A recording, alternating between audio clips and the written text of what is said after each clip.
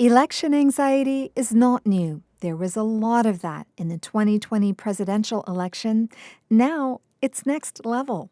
Many voters can't tune out the never-ending polls with their blue, red, purple maps and charts, the incessant cable news/podcast coverage, and really the talk about it all among friends, family, and colleagues.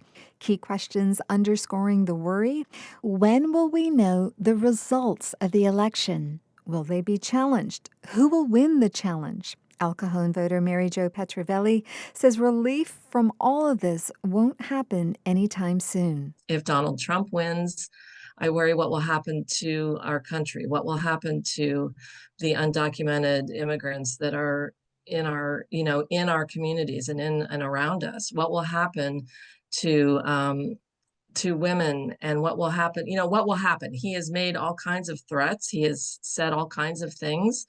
What if some of those actually come true? She is equally worried if Vice President Kamala Harris wins. Will there be violence? Will there be another insurrection? Will there be reasons for people to do violence against our capital or people that don't agree with them? What will happen? And that all of that makes me nervous. Petrovelli actually finds it soothing to scroll through news sources, even those opposite to her own views, speaking with friends with different political opinions, and binge-watching Netflix. Another local voter, Alan Hoving, believes the best cure for his election stress is to work. Work to help fellow Americans understand the stakes of the election. Last weekend, I was over in Arizona, which is my adopted battleground state, and we were canvassing and making sure that every vote counts.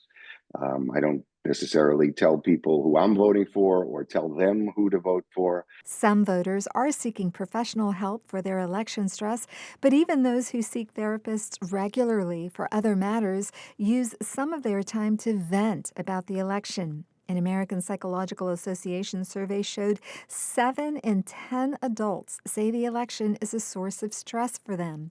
San Diego therapist David Peters says both his clients and colleagues are tense about what may happen next in the United States.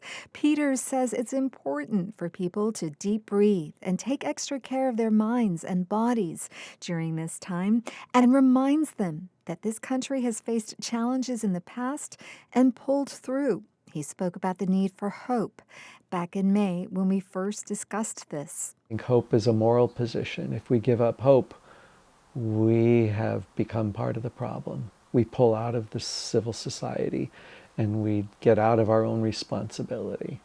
Hope is the way in which we can influence the world to heal. Hoving says he has firmly parked his faith in his fellow citizens. KPBS reached out to speak to voters supporting Trump. They did not respond. Amita Sharma, KPBS News.